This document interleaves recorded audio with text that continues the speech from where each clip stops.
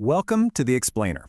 Today, we're diving headfirst into one of the biggest, most mind-bending ideas out there, the breakneck speed of technology and what it all means for the future of artificial intelligence. So let's just kick things off with a prediction that is, frankly, staggering. Futurist Ray Kurzweil didn't just suggest AGI is coming, he put a date on it. 2029. That's his deadline for an AI that can think, reason, and create on a human level. And if you think that's wild, hold on. He says just 16 years after that, in 2045, we hit the technological singularity. Now that's the moment an AGI gets so smart it starts including itself over and over again, kicking off an intelligence explosion that would change, well, everything. Okay, I know what you're probably thinking. How on earth can anyone just circle a date on the calendar for something so monumental? I mean, even the top AI researchers admit they were completely blindsided by how fast things have been moving recently. So what makes him so sure? Well, this isn't just a hunch or a lucky guess. Kurzweil's entire worldview is built on one single powerful concept he calls the law of accelerating returns.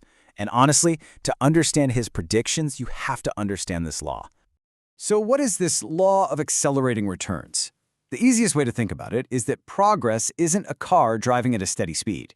It's more like a rocket that's constantly gaining speed. The rate of change itself is speeding up.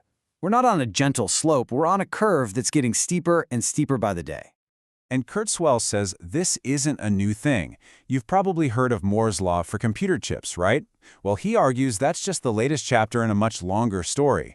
When one technology like vacuum tubes maxed out, another one, transistors, came along to pick up the baton and keep the acceleration going. It's like a technological relay race that's been running for over a century. And the engine driving all this? It's a simple but incredibly powerful feedback loop. We use today's amazing technology to invent tomorrow's even more amazing technology. Each step makes the next step happen faster. Now, just imagine what happens when an AI starts driving this loop all by itself. Okay, so that's the theory. It's a clean, elegant curve pointing to an incredible future. But, and this is a really big but, this is exactly where the debate gets heated. Is it really as simple as just extending that line on the graph out a few more years? Can we really predict the birth of a new kind of intelligence like we predict the weather? Or is there something fundamental that this curve might be missing? This really boils down to two opposing camps. On one side, you have Kurzweil, who sees this acceleration as a fundamental law, almost like a law of physics for technology. And on the other, you have skeptics who say, hold on, this isn't a law, it's a heuristic. Basically, a rule of thumb that's worked really well for computers so far. And this quote from computer scientist Scott Aaronson just perfectly captures the counterargument. Just because a trend holds for a while doesn't mean it goes on forever. I mean, people once made similar exponential predictions for how fast we'd be traveling, and we're definitely not all flying around in personal jets. Sometimes these beautiful curves just flatten out. And what's fascinating is that the unpredictability of it all is the one thing everyone seems to agree on. So many top AI researchers have said, out loud, that they were totally shocked by the massive leap from GPT-3 to GPT-4. They were thinking linearly, and reality hit them like an exponential freight train. But you know, this debate goes even deeper than just timelines and graphs. It forces us to ask a really fundamental question about what intelligence actually is. So here's the billion-dollar question. Is a mind just a really complicated piece of software? If you build a computer that's powerful enough, will consciousness just emerge? Or is there some secret ingredient we're missing? The argument for AGI really hangs on this idea, that it's the pattern, the structure of our brain that creates our mind. It's not the fact that it's made of biological goo. So if you can perfectly replicate that intricate wiring in silicon, in theory, you should get a conscious mind.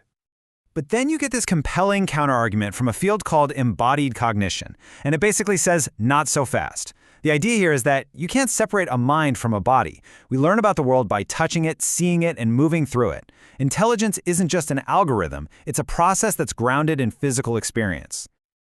So from this point of view, true intelligence needs senses, it needs a body, it needs to exist in the real world. A disembodied AI living in a server farm, no matter how many petabytes of data it has, is fundamentally missing that crucial piece of the puzzle. So, wow. We've got one side with a countdown clock and another side questioning the very nature of consciousness.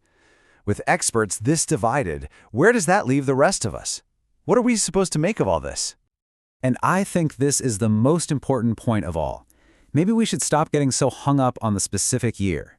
Because whether Kurzweil is right or wrong about 2029, the real story, the one everyone agrees on, is that the underlying pace of change is accelerating like crazy. This quote just nails it. When we're facing this much uncertainty, the absolute biggest mistake we can make is to just shrug and assume things will pretty much stay the same.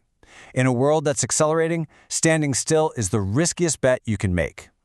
So why does any of this matter? Because whatever the future looks like, it's coming a lot faster than our gut tells us it will. The experts are getting whiplash trying to keep up, and that means we all need to be ready for surprises. Assuming tomorrow is just going to be a repeat of today is a recipe for disaster. So let's end with this thought. Let's put the specific dates aside for a moment and just accept the one thing that seems undeniable, the acceleration.